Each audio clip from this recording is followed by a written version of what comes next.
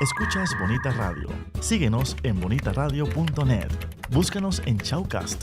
Descarga la aplicación XIIA Live para tu celular. Programa tu propia radio con podcast a través de iTunes e iVoox. En línea con tu mundo. Las expresiones vertidas en el siguiente programa no representan necesariamente la opinión de Bonita Radio. Las opiniones son exclusivas de sus autores. Son las 6 de la tarde en este archipiélago nuestro. Aquí en Bonita Radio a esta hora comienza De Letras, una revista semanal que destaca los aspectos de la aportación, creación, producción y difusión literaria puertorriqueña de diferentes generaciones. Un espacio donde convergen escritores, libreros, editores, actores, actrices, declamadores, ustedes y esta que está aquí, Dinora Marzán. Ya comienza De Letras. Y ahora estamos, mis amigos y amigas, en De Letras, de vuelta después de un receso de Semana Santa, iba a decir, de Acción de Gracias, donde se paralizó el país, todo menos los centros comerciales. Porque entonces nos entra una ansiedad por comprar. Y tenemos que comprar, tenemos que tenerlo todo temprano. Eso es lo que a mí me llama la atención. Les voy a presentar a mi invitado próximamente, pero a mí me llama la atención el hecho de cómo nosotros hemos creado una necesidad imperiosa de la compra compulsiva desde el miércoles de Acción de Gracias. William Pérez Vega, desde Comerío nos llega aquí el profesor, ex profesor. Sí, yo ya estoy retirado, aunque nunca me he desvinculado de la educación y de las escuelas. Poeta, sindicalista, gestor cultural. ¿Cómo te encuentras? Gracias por estar aquí. Pues no, gracias a ti por haber contado con nosotros y que nos hayas invitado. Nos sentimos muy contentos y muy a gusto dialogando contigo. Siempre para mí es un honor verte en tu gesta, porque yo te veo siempre activo. Tú sabes que, no sé si coincides conmigo, a mí me molestan los anuncios va a ver por dónde traigo esto, de los planes Advantage para personas de tercera edad. Pero me molesta porque los ponen a bailar y a jolgorear, y sin embargo vemos personas que, aunque estén en su retiro, son productivas de otra forma. Y muchos de ellos están vinculados a un montón de luchas y empujan para adelante el deporte, claro. Las cooperativas, ¿verdad? Trabajo voluntario, la mayoría de las veces no cobran. Las luchas sociales, por el ambiente, por la cultura, las luchas por los reclamos de los trabajadores y trabajadoras. O sea, un montón de luchas sociales se nutren del trabajo y del esfuerzo de personas retiradas formalmente de su trabajo. Te pregunto, ¿cuánto tiempo estuviste de profesor? 34 años. 34 años es una vida. Sí. ¿De escuela elemental? Escuela elemental. ¿Y cómo te llevabas tú con...? Bueno, había algo, fíjate. Cuando yo estaba viéndote, algo tiene tu rostro que yo supongo que los nenes te querían mucho, ¿verdad? Sí, Era muy fácil, el profesor buena gente, qué bien. O sea que mucha de la gente que tú ves ahora en la calle tienen que recordarte, porque yo no creo que tú hayas cambiado mucho. No. Dos o tres canitas más, pero o sea, te has mantenido con unas facciones bastante fijas y la gente dice, maestro, mister. En Puerto Rico nos dicen muchas mister. Veces se acuerdan de uno y se los encuentra uno por ahí en la calle, en diferentes sitios, en diferentes pueblos de la isla. ¿Alguna vez te ha pasado que llegas a una oficina médica y le diste clase a la persona con que... Oh, sí, recientemente me pasó con una doctora, fisiatra ella, hace como varios meses, que fui a su oficina y entonces me hicieron una prueba que hacen para los nervios, y cuando fui a pagar me dijeron que no me iban a cobrar nada. Era una prueba cara que costaba sus chavos. No estaba la doctora ahí ya porque ya se había ido, tenía trabajo en otro lado. Y pues me informaron eso. Pues yo me imaginé pues que se acordó de hecho se acordaba porque me saludó muy efusivamente cuando llegué a la oficina. Y a lo mejor algo vio bueno en uno cuando uno le dio clase, que por lo menos tenía un buen recuerdo que hizo que le hiciera ese regalo a uno en ese momento. Nadie malo dura 34 años. El sistema hubiera buscado la forma de sacarlo, así que tiene que haber sido muy bueno. Sí, me votaron 4 veces el Departamento de Educación. Pero no fue por performance. No fue por maestro malo, al contrario. fueron las mismas comunidades y los estudiantes quienes me rescataban. jalaron para atrás, sí, quienes me rescataban. Eso quiere y decir que apoyaban a uno. tú estás involucrado en una serie de luchas. Sí, de luchas muy importantes. Nosotros iniciamos el cuestionamiento a las famosas pruebas estandarizadas que se utilizan para probar y para medir, supuestamente, entre comillas, porque eso no sirve para eso, para medir la efectividad de las escuelas y el aprovechamiento de los estudiantes. Nosotros sostenemos que eso no tiene ninguna validez ni confiabilidad como instrumento de medición. Para eso es como si estuvieras midiendo la temperatura con una cuchara. Qué bien, buena analogía. ¿Sabes qué? Entonces, dentro de ese punto de vista, tuviste que haber visto en 34 años muchísimas manifestaciones a nivel laboral, porque si fuiste sí. maestro... Sí, participamos. Yo creo que yo he participado en todas las manifestaciones de allá para acá, en el magisterio, y en otros sindicatos. Y sí, sigo participando, pues seguro que sí. Pues yo te he visto en televisión. Hace poco estuvimos bloqueando la entrada de las cenizas al vertedero de Peñuela. Por eso, y estuviste también en el Capitolio. En el Capitolio también estuvimos. Y yo, mira, William. Entonces lo gracioso, mire, es que William va a estos lugares y hay algunos compañeros que tienen una cara quizás un poco de ímpetu o quizás hasta de sublevación y agresividad, pero William no. Entonces nadie lo detiene, entonces él sigue metiéndose poco a poco, yo lo veo, y mira, este condenado se metió para allá adentro y nadie se dio cuenta. O sea, hicimos como grupo recientemente una desobediencia civil alrededor de la rotonda dentro del Capitolio, en contra de la Junta de Control Fiscal, ¿verdad? Que esas siglas podrían significar un montón de cosas. A lo mejor es la Junta de Corrupción Fiscal, antes que de control.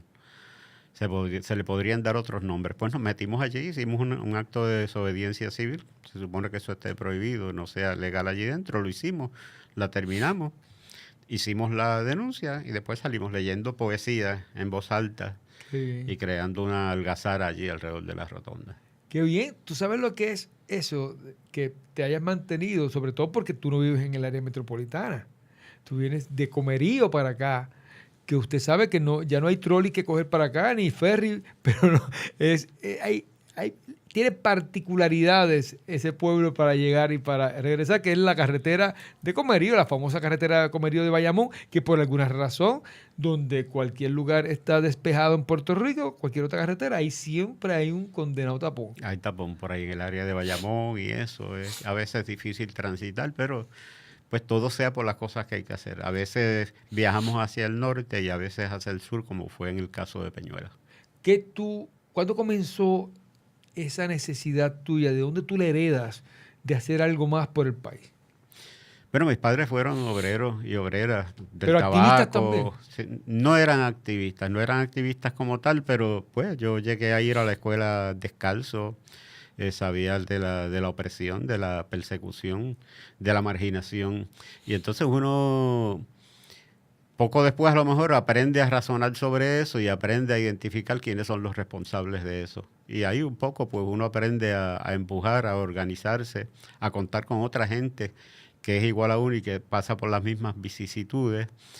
Y entonces, pues yo creo que por ahí es que vamos empujando las luchas sociales y de ahí es que nace la conciencia de la necesidad de organizarse y de luchar y de ser solidario. ¿Recuerdas cuál fue tu primera manifestación o primera lucha que hiciste donde estuviste?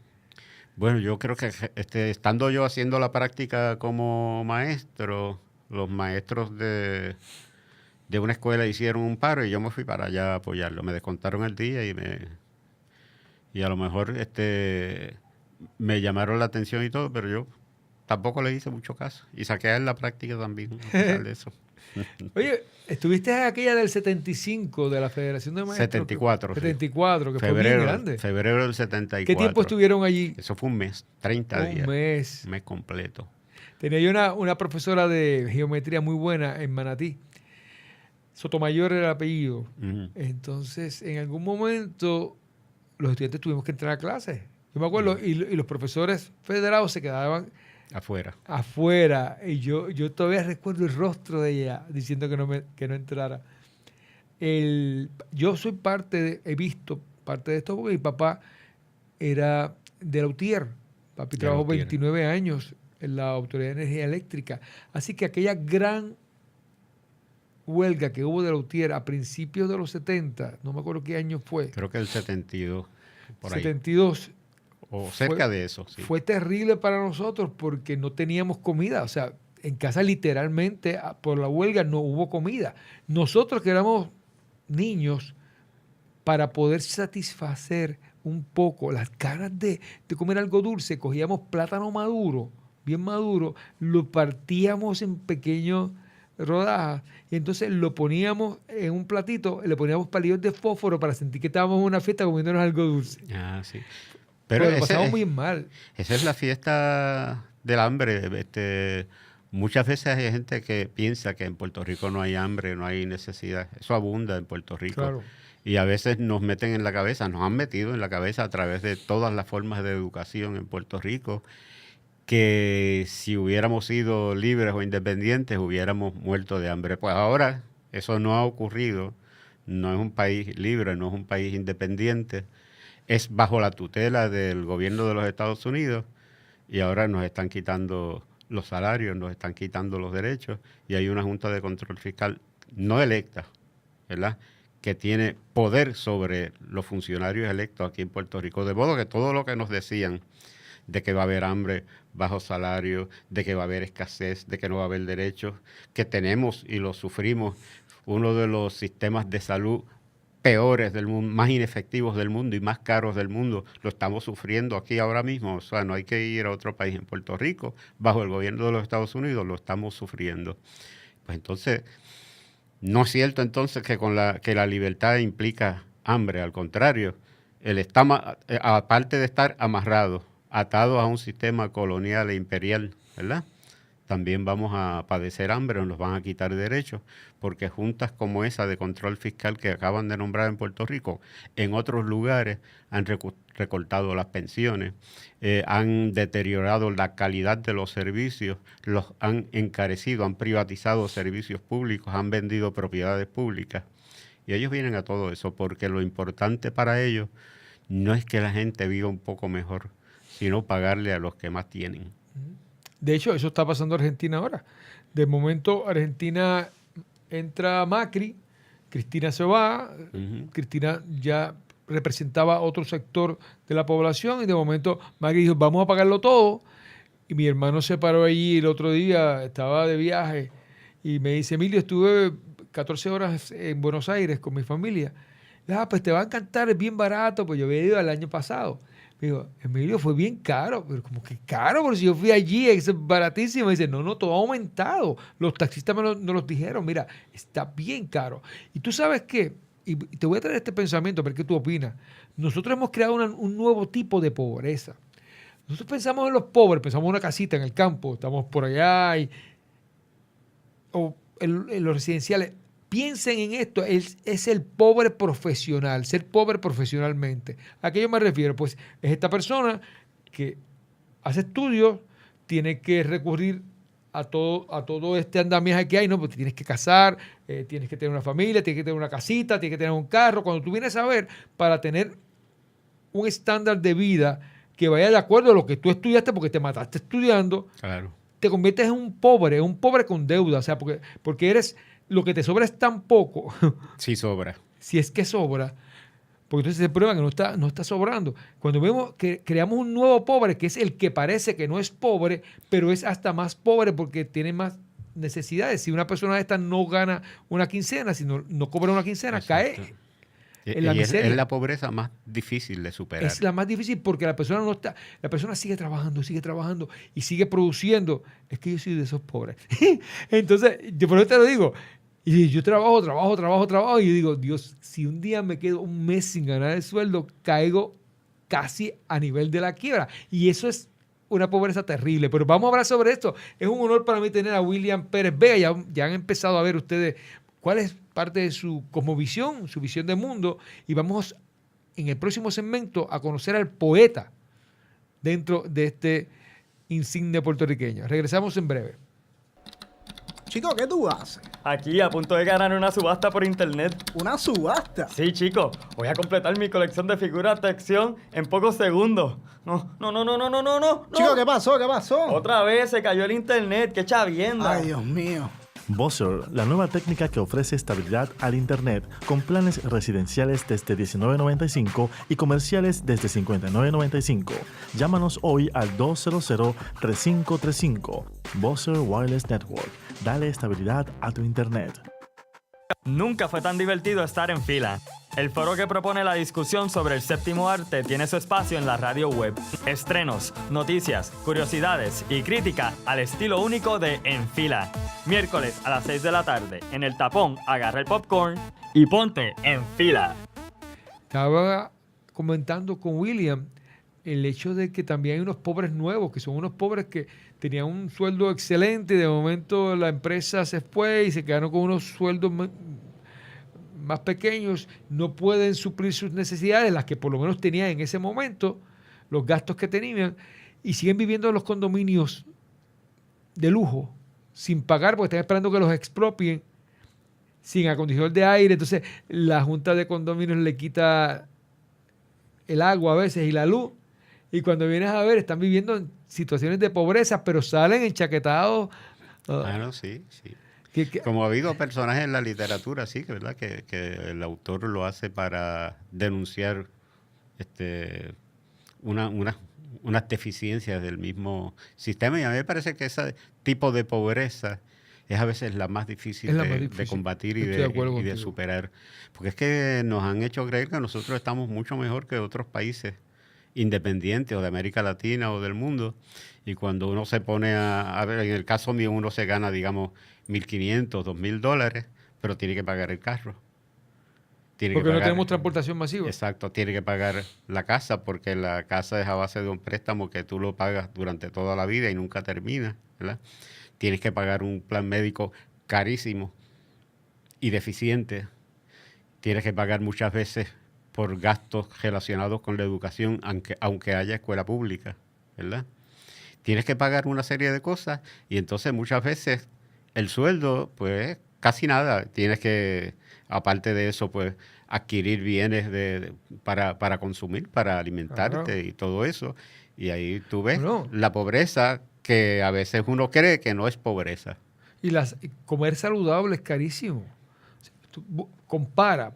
Nosotros nos quejamos porque las clases menos aventajadas hay mucha obesidad, pero claro, porque es más económica la comida. Pues seguro. Entonces, seguro. De momento tú con un paquete de arroz blanco, tú estás comiendo arroz blanco, qué sé yo, por $2, ahora compras el paquete de arroz integral, te va a costar el doble. Sí, no, y a lo mejor con un paquete de chuletas de esas que están a 80 centavos la libra, pues uno compra 10 o 15 libras y está comiendo muchas chuletas, pero hay que medir el daño que le causa eso muchas veces a la salud.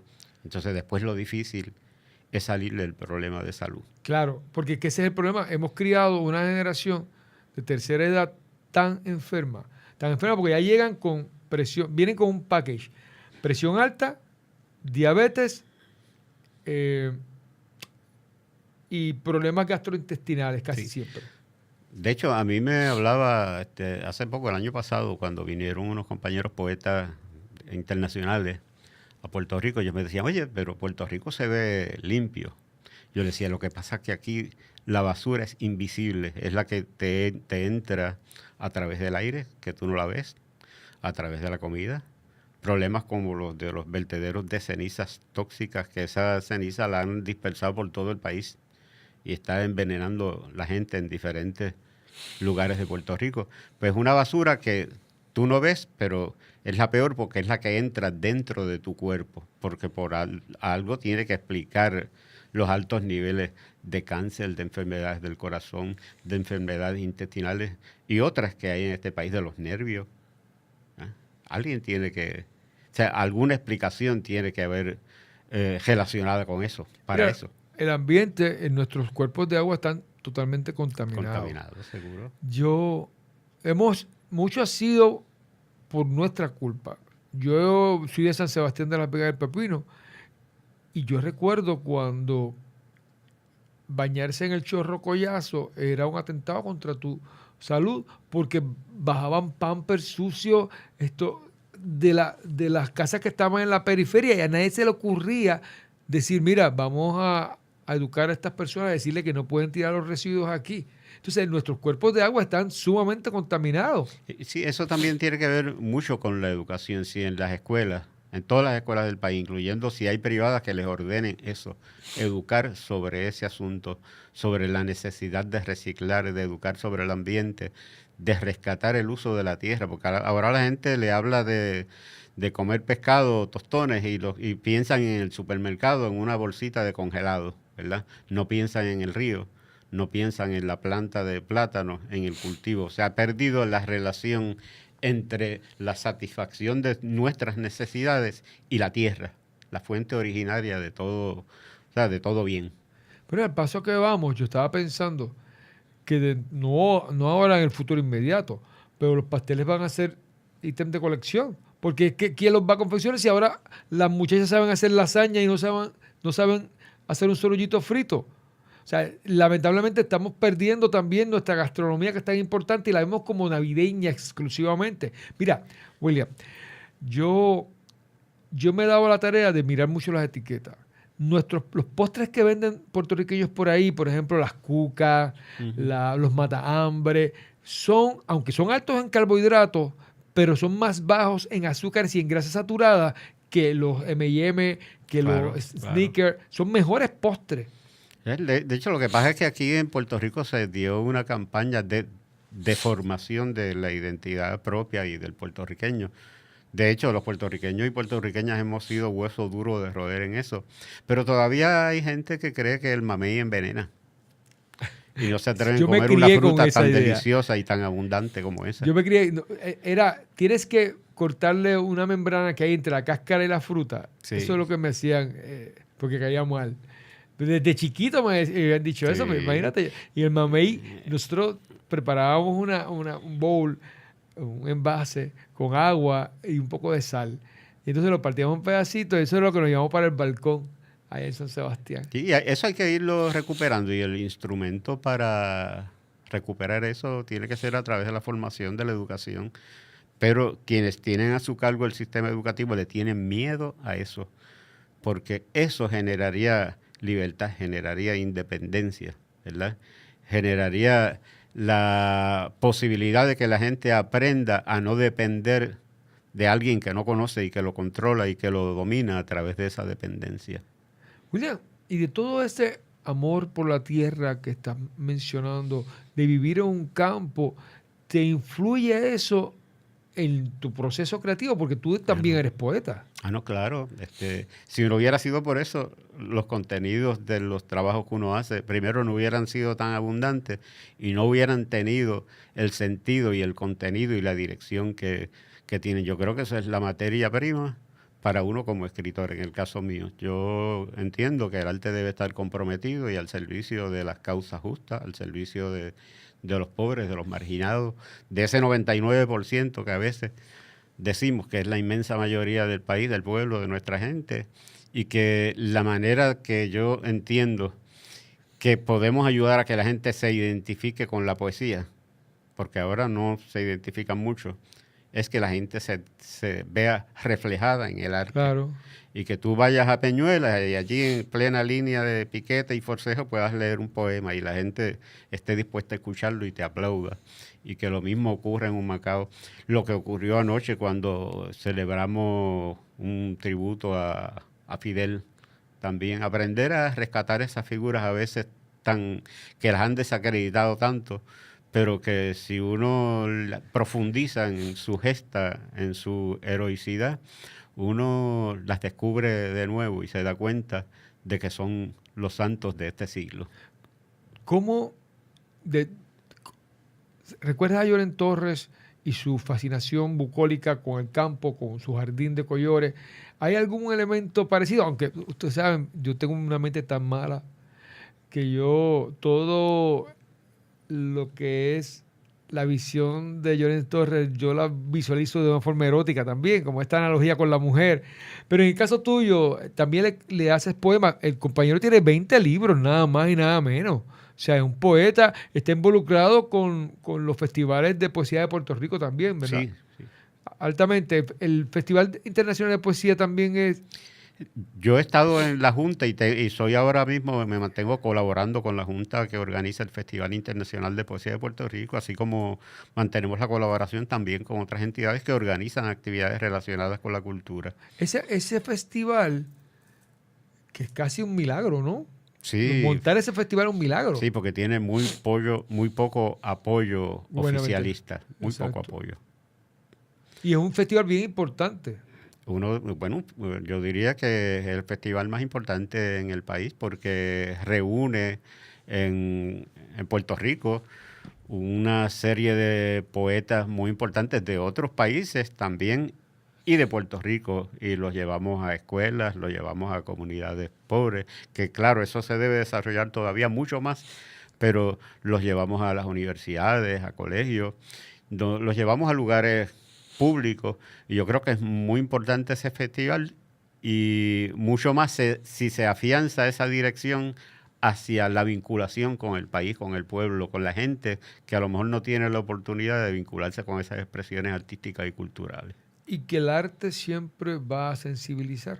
Ah, no, claro. Siempre va a sensibilizar. Seguro que sí. Y si uno lo puede poner a disposición precisamente de esas dolamas del pueblo, de esa querella, de esos reclamos, yo creo que es la forma de que la gente aprenda a apreciar el arte porque lo identifica como suyo. En los trabajos míos, pues esa línea es predominante. Sabes que en esta semana tuve uno de los mejores momentos de mi vida como profesor universitario. Di una novela, doy literatura, géneros narrativos, cuento y novela, esa es mi clase en la UPI de Humacao. Entonces di una novela sobre la guerra. Y para mí fue maravilloso cuando yo escuché a un estudiante que dijo, yo pensaba irme para el ejército, pero leí esta novela y dije que era una novela hecha aquí en Puerto Rico, porque ese es otro problema.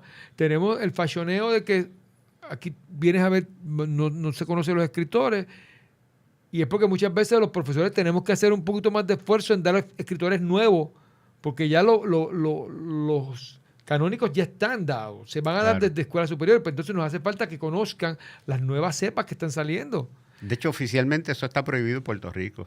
Ha habido maestros que han integrado novelas que no están dentro del currículo autorizado por el departamento y las han suspendido de empleo y sueldo. Por ejemplo, el caso de la novela La segunda hija de Olga Noya. Noya. Olga Noya, al compañero que la ofreció como parte de su curso y la integró, lo suspendieron. Sí, recuerdo. Pero esa novela, ahí podemos cortar por otro lado también. Tenía un contenido erótico involucrado. Entonces, ¿qué pasa? Que estamos con un imperio que no se ha trabajado mucho, William, porque conocemos los imperios políticos que han dominado la historia, pero el fundamentalismo es un imperio terrible. Ah, no, sí. Terrible. O sea, el problema es que mucha gente no se da cuenta de que si usted basa lo que es la estructura de pensamiento de su vida a través de lo que son las Sagradas Escrituras, se va a percatar de que las Sagradas Escrituras son posiblemente uno de los libros más misógenos, xenofóbicos, homofóbicos que hay. Ahí la inclusión no existe. No, seguro, estoy de acuerdo contigo. Entonces, totalmente. ¿qué pasa? Nos hemos fijado demasiado en eso y hemos, por otra parte, hemos descuidado, en algunos momentos se ha descuidado el hecho de que tenemos que enseñarle pensamiento crítico a los muchachos para que se puedan enfrentar con otro mundo. Todavía los muchachos son homofóbicos, todavía las muchachas responden a roles, los muchachos están diciendo que las mujeres le van a cocinar todavía en este momento histórico. Sí, claro, yo creo que esos prejuicios hay que combatirlos. Pero si homofóbicos son muchas veces los estudiantes y los muchachos, más homofóbicos son los oficiales del Departamento de Educación todavía. Hace poco nosotros tuvimos la situación de una estudiante que fue con pantalones a su escuela y la directora lo votó. Votó a varias estudiantes que fueron con pantalones. Pues eso es una forma de discriminar y es una concepción machista de la sociedad que entiende que la mujer no puede usar pantalón. ¿Y por qué no? Y uno creía que eso ya estaba superado. ¿Por qué? Porque es bíblico que la mujer no usará vestimenta de varón. O sea, entonces, ¿qué pasa? Eso está dentro del ser humano. Y a la mujer le escribes también. Ah, no, claro que sí. Sí, es un tema recurrente, pues porque la mujer es parte sustancial de nuestra sociedad, de la clase trabajadora, de la gente pobre de nuestro país. Y obviamente, claro que le escribimos a la mujer. Vamos a hablar sobre esos poemas dedicados a la mujer y un poco de tu lucha, de una de tus muchas luchas, pero quizá una de las más fervientes en los últimos años, que ha sido la liberación de Oscar. Así que regresamos en breve con nuestro amigo William Pérez Vega y les está hablando su amigo Emilio del Carril. Somos Bonita Radio en Puerto Rico y en el mundo. Musicaliza es un podcast de música alternativa alrededor del mundo, más noticias de la industria de la música. Puedes escuchar Tu Mundo Alternativo por Bonita Radio con Armando Díaz y Carla Martínez en vivo por TuneIn Radio y como podcast por iTunes. Puerto Crítico es un puerto seguro para la crítica. Hay una élite aquí que está dispuesta a organizarse y oponerse. Síganme sin participación, síganme no importando que están pasando cosas en las comunidades. Lo que pasa, Miguel, es que la pregunta de Juanqui tenía que ver con los aspectos globales y yo creo que la realidad global es de esa complejidad que estamos hablando y yo creo que traducir la arroz y habichuela, pues yo por lo menos no me considero el traductor de las arroz y las habichuelas. Proponemos una discusión translocal y multidisciplinaria. Y tenemos con nosotros al profesor y escritor. Con nosotros tenemos al director de Puerto Rico para Todos y activista de derechos humanos. Puerto Crítico, con Juan Carlos Rivera Ramos y Miguel Rodríguez Casellas. Escúchelo por bonitaradio.net, por podcast a través de iTunes e iVoox o por el canal de YouTube de Bonita Radio. Oscar entonces ha estado una tercera parte de lo que ha pagado, de lo que del tiempo encarcelado. En solitaria. Sí, lo que llaman prisiones de extrema seguridad, que eso ha sido definido de parte de los organismos de derecho internacional como tortura, una forma de tortura, de modo que aquellos que hayan oído por ahí que en Estados Unidos no se tortura a los prisioneros y a la gente, se les tortura. Y Oscar es un ejemplo de eso. ¿Y ha sobrevivido? ¿Un lector? Sí, es un lector voraz, es una persona muy culta. Él lee, hace ejercicios, aún en el espacio reducido, ¿verdad?, que tiene disponible. Se mantiene leyendo, pensando en Puerto Rico, en su familia. Y es nuestro Nelson Mandela, ¿verdad? Y entonces, pues por eso nosotros decimos que es un acto de hipocresía el que el presidente Obama, que la gente tenía muchas esperanzas en él, yo creo que yo nunca las tuve, que fue allá a tocar las rejas de Mandela y casi a llorar allí, pero entonces por otro lado mantiene encarcelado a Oscar López Rivera, que es el Mandela puertorriqueño. Yo haría cualquier cosa para que le quiten el Premio Nobel de la Paz sí. a Obama. Yo pienso que él no se merece eso. Eso fue, yo nunca entenderé por qué se lo dieron. En el caso de Oscar, ustedes han hecho, todos los años se hace... Sí. Es una lectura de poesía, es lo que aquí llaman a veces un maratón de poesía. Cuando él cumplía 33 años, nosotros hicimos las 33 horas de poesía por Oscar. Yo estuve Lo ahí. mismo al año siguiente, sí, te recuerdo. Y este año, pues hicimos las 35 horas de poesía por Oscar e integramos la figura de Ana Belén Montes, que también es una prisionera política puertorriqueña.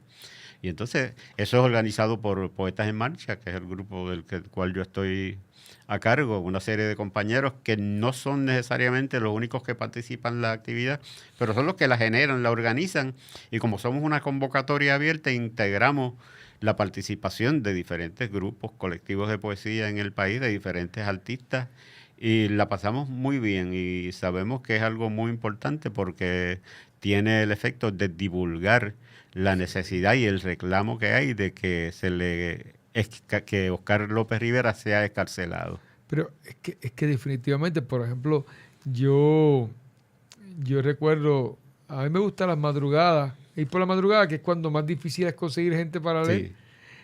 Y la dinámica es bien bonita, es una dinámica muy linda. Sí, allí la gente, de hecho está la gente de Educamos, que siempre todos los años nos hace un sopón para esa velada cuando va llegando la madrugada, y son los que leen poesía, se integra otra gente ahí, la pasamos muy bien entre sopón, café prieto y poesía. Es una actividad cultural muy puertorriqueña. Claro, y es lo más, te digo, era como aquellos juegos florales que se hacían, en algún momento se hicieron en los pueblos de Puerto Rico, los institutos de cultura, que había unas actividades combinado con aquel hermoso elemento que había cuando alguien moría en los campos, que se reunía, porque los velatorios pueden ser muy deprimentes, pero hacía que la comunidad se uniera. Claro. Mi papá fue rezador, que eso es parte de la tradición oral en Puerto Rico, que ya prácticamente eso no se practica. Rezador no existe. Eso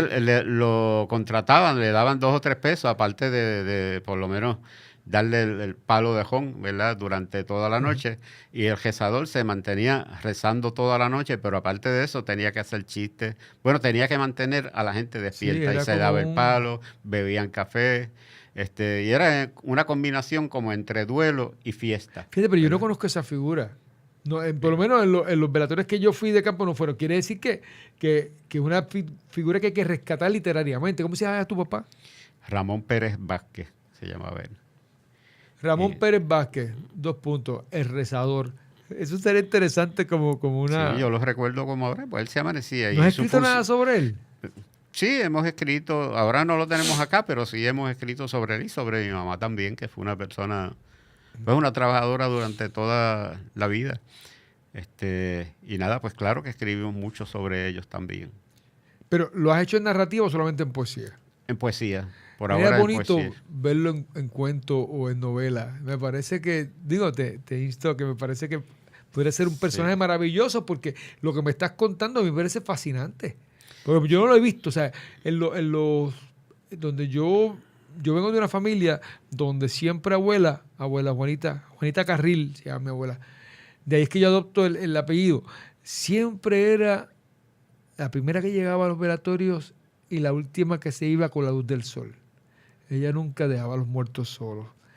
Y como que, claro, quizás era por el tipo de religión, que no creo que yo haya, que eran protestantes, que no había ese elemento de rezador como tal.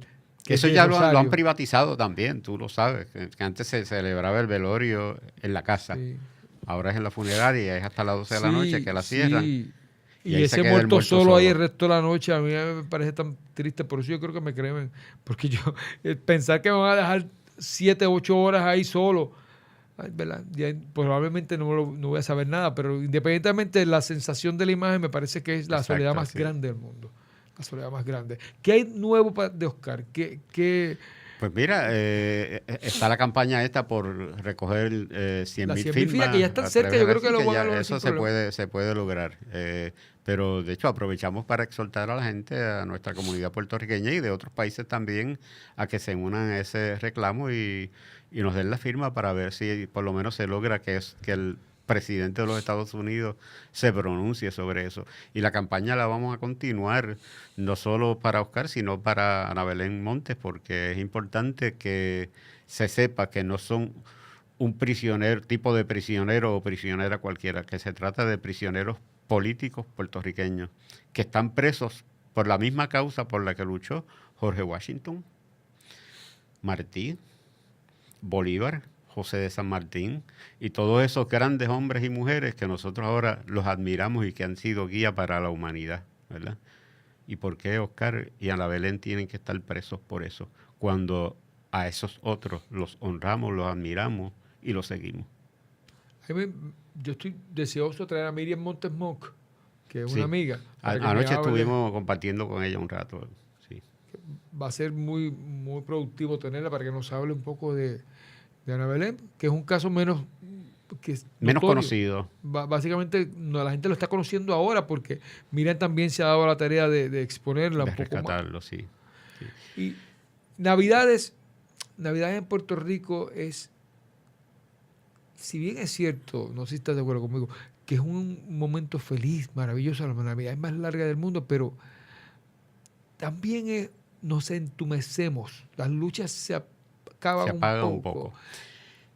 Yo, por lo menos, no sé hasta qué punto esa alegría de los puertorriqueños y ese afán de celebrar no es un poco para esconder ese sufrimiento que si uno escarba, ¿verdad? Estoy de acuerdo por ahí contigo. para abajo, Estoy de acuerdo uno contigo. encuentra en el fondo un sufrimiento, ¿verdad? Estoy de acuerdo Una 300% contigo. Yo creo que nosotros nos obligamos a caer en la euforia. Por eso comemos de más, bebemos de más, bailamos de más. Y cuando llega, después de la fiesta de San Sebastián, sentimos una gran vacío en nuestra existencia. Y a veces para llenarlo, pues se acude a la bebida, a las drogas, al suicidio muchas veces, mucha gente a correr rápido en las carreteras, Ajá. a insultarse mutuamente, porque aquí por cualquier cosa. Aquí la gente, yo iba a decir ahorita, hemos aprendido, o ha aprendido mucha gente a tolerar que le quiten la mitad del sueldo, que el médico les recete unas medicinas y un tratamiento y el plan médico no lo apruebe, ¿verdad? Le diga que no, que eso no es.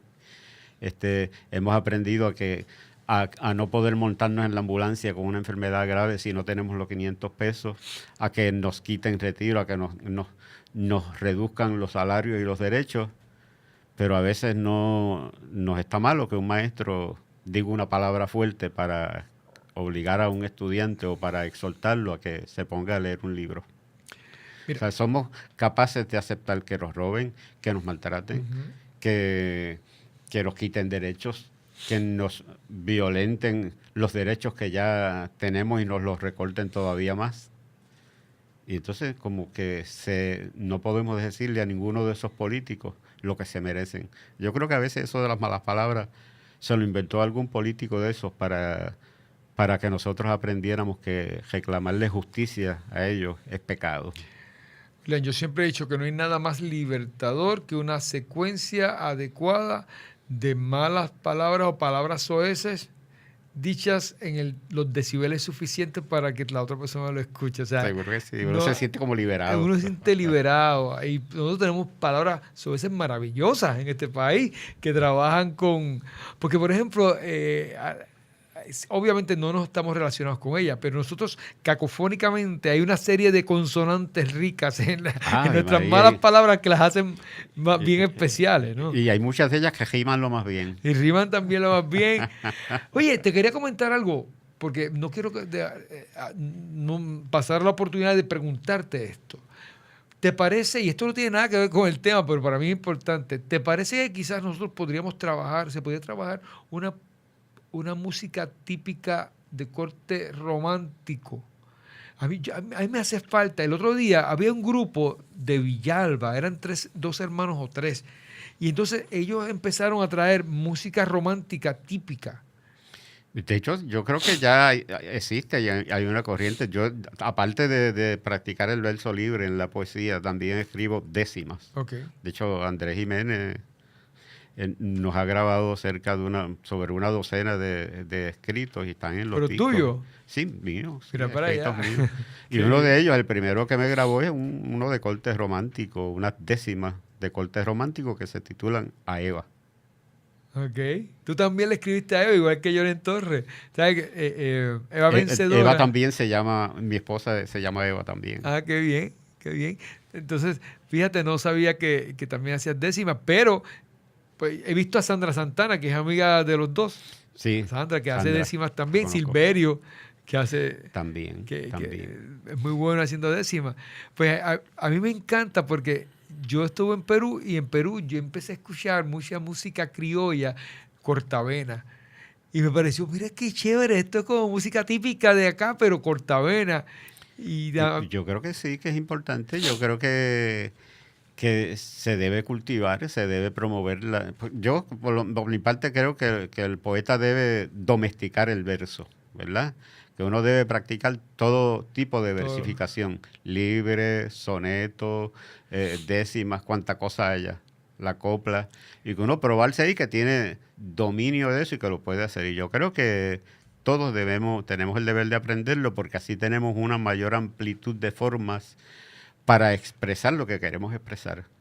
Y así podemos llegar al que le gusta la décima, pues a través de ella llegamos, y al que le gusta el verso libre con un cierto contenido, a través de eso llegamos a otra gente también. Ok, antes de cortar para nuestro receso y llegar a nuestro último segmento, te quería preguntar, esto no es para que me lo contestes ahora, es para que lo pienses. Necesitamos demasiado el puertorriqueño de hacer una temporada de puertorriqueñidad en las Navidades donde nos sentimos muy puertorriqueños porque escuchamos música típica y comemos comida típica, y después el resto del año ya cumplimos con nuestra cuota de puertorriqueñidad, y entonces ahora empezamos a hablar en inglés y a mutilar nuestro idioma, y comenzamos a no leer a nuestros artistas, a no fomentar nuestra literatura, nuestras artes plásticas, etcétera, etcétera. Bueno, pero de eso hablamos próximamente. Usted está en De Letra. No se nos retire. Somos Bonita Radio en Puerto Rico y en el mundo. La cronología e historia de nuestra bomba y cultura se escucha en Repicando. Folclor, educación, nuevos talentos e investigaciones en el primer programa de bomba de la radio web. El doctor Pablo Luis Rivera y sus invitados nos invitan a Repicando, en directo a través de bonitaradio.net o por Tuning Radio, podcast a través de la aplicación iTunes e iVoox, y en el canal de Bonita Radio de YouTube.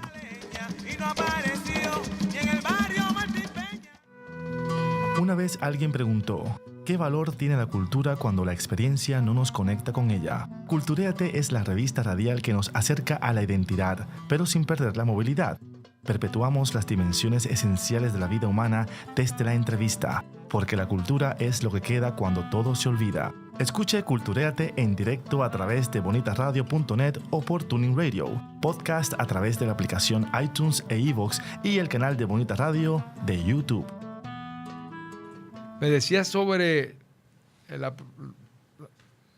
propuesta que te pregunté. ¿No? Sí. Pues no, yo creo que debemos ser puertorriqueños y puertorriqueñas durante todo el año. De hecho, para mí, la patria somos los pobres. Porque cuando hay un temporal, la persona que tiene su casita se tiene que amarrar a ella, cuidarla, tiene que clavetearla por todos lados. Ahora, que es rico y multimillonario, que tiene casas aquí en China y en Rusia y en el Polo Sur, la deja, le dice, amájala tú que yo me voy. O no la tiene que amarrar porque está... O si hubiera un terremoto, simplemente dice, me voy para otro país porque aquí no se puede vivir. Exacto. O sea, los ricos no tienen patria. La patria de ellos es la ganancia, el afán de lucro y el dinero y la explotación. Nosotros sí tenemos patria porque yo estoy amarrado al sitio donde vivo, estoy atado a eso. Y viví viendo ese paisaje, oyendo esos sonidos de la naturaleza, sufriendo las vicisitudes que me obligan a estar ahí también, los padecimientos, los dolores de mi familia, y también celebrando las cosas que hay que celebrar. Nosotros, eso es parte de nuestra cultura, y nosotros, los pobres, en ese sentido, somos la patria. Y yo creo que sí que debemos cultivar la puertorriqueñidad. ¿Perdón? La línea es tuya, los pobres son la patria. Sí. Es tuya, es una bella línea. Sí. Bella, sí. O sea, porque es que bajo esa perspectiva tienes toda la razón. Sí, yo creo que eso hay que cultivarlo, y yo creo que hay sectores que no les conviene eso. Fíjate lo que ha ocurrido en Puerto Rico. Las leyes 20 y la ley 22 han convertido la isla de Puerto Rico como en un huipipío donde se motiva a todos los multimillonarios del mundo a que vengan a Puerto Rico a vivir, y se le da todas las exenciones posibles. Y tú los escuchas hablando, dicen, no, ¿qué estás haciendo? No, hoy compré una marina, compré la bahía tal, o compré la playa tal, y en los yates que tengo voy aquí, o compré tal empresa o tal compañía. Y entonces, mientras tanto, no se hace nada por detener esa hemorragia de puertorriqueños y puertorriqueñas que emigran a otros países, porque ya aquí no puede ser más grande el sufrimiento. Y entonces se promueve a través de eso la emigración, la gente buscando otras formas de vida, mejorar un poco, que a veces estamos engañados y es un espejismo del cual despertamos al llegar a los otros lugares. Pues como que un poco se promueve por un lado el que esto es un paraíso para los inversionistas, pero por otro lado se pretende hacernos creer que es un infierno para nosotros los puertorriqueños y las puertorriqueñas, y eso hay que cambiarlo. Fíjate, parte de esa premisa surge porque no ha habido una equidad en lo que son la propuesta ostosiana de que supérate estudiando. O sea, lamentablemente aquí tenemos que reconocerlo, y esa culpa no se la podemos echar, mi querido amigo, solamente a nuestra situación colonial. Aquí hemos creado una serie de personas malas administradoras porque han faltado a sus valores, dándole oportunidad a sus amigos y a las bequitas para acá y lo otro para allá, y cuando vienes a ver esto, solicitaste en X sitio para profesor, sí solicité, sé que no me van a dar la plaza.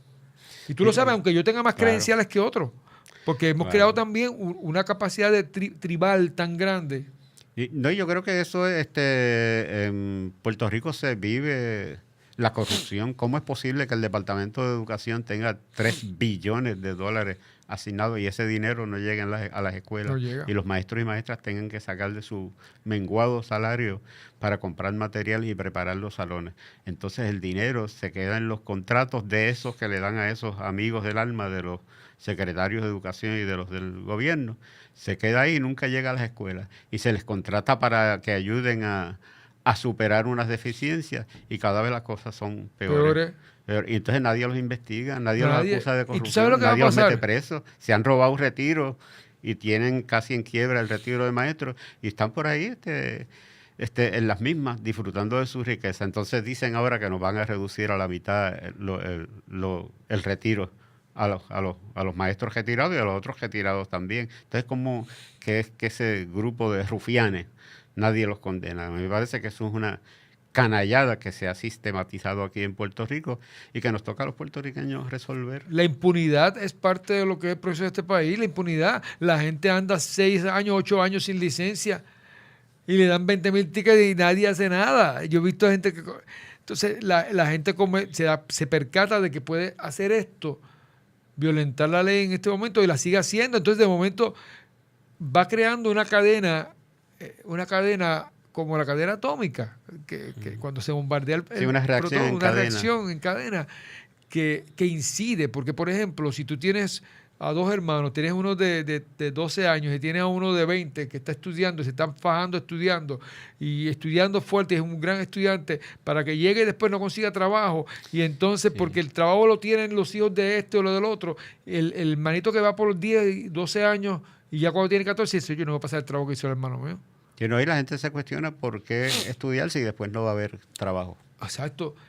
Precisamente, entonces, toda aquella visión ostosiana de que la educación te iba a ayudar, que era lo que entonces tú dices, pero espera que yo estoy educado. Aquí tú no sabes si a veces el que está en la gasolinera tiene un bachillerato, una maestría.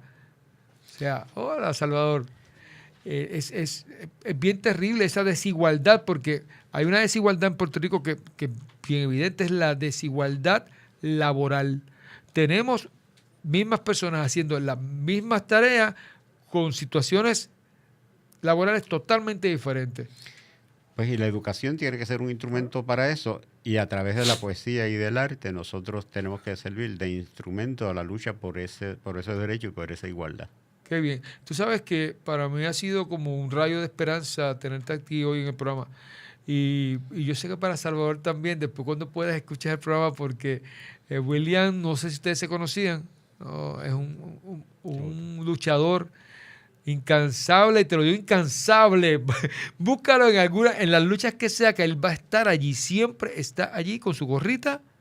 Algunas veces, yo creo que una vez solamente lo he visto sin la gorra, en general siempre tiene la gorrita. Sí, siempre, para el sol y otras cosas. Luchando, estaba en las cenizas.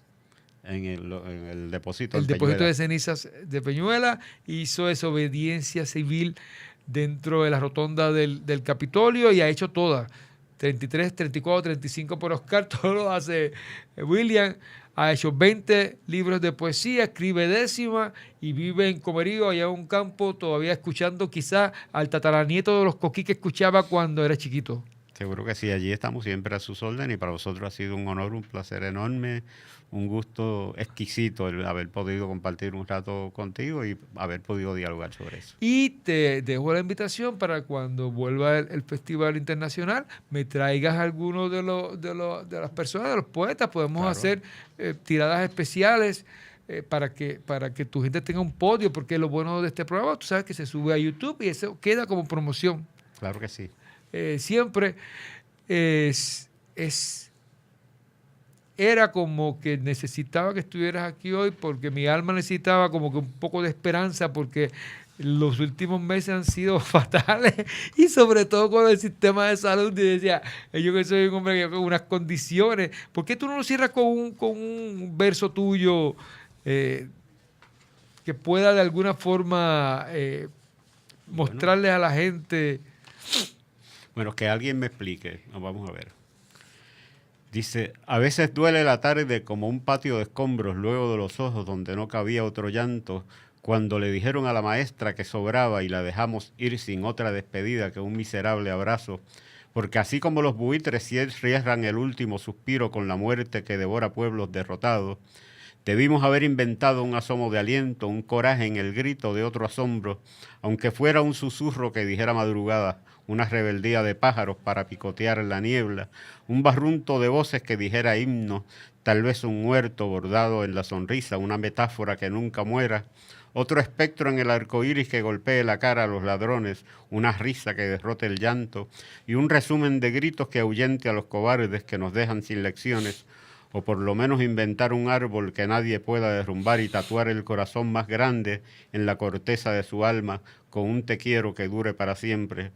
Todavía no entiendo por qué no vamos todos, todas, restrillando látigos al aire como lenguas de fuego y arremetemos contra quienes hacen de esta tierra otra cueva de ladrones, cerramos Fortaleza, Capitolio, clausuramos las puertas de quienes cierran las puertas a los pobres, expulsamos a quienes nos han hecho creer que hay que cerrar escuelas y abrir Capitolios e invertir la ecuación que les dispare indignación en medio de la frente, hasta que derrumbemos su cerco de buitres y recuperamos los portones donde por última vez estuvo el llanto de una niña, de la maestra a quien tantas veces dejamos sola, y hacemos otra vez la rueda más hermosa en medio de la plaza.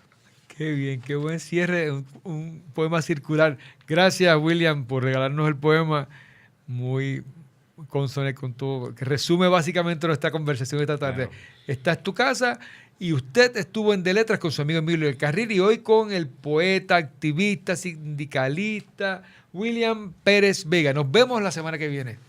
Escuchas Bonita Radio.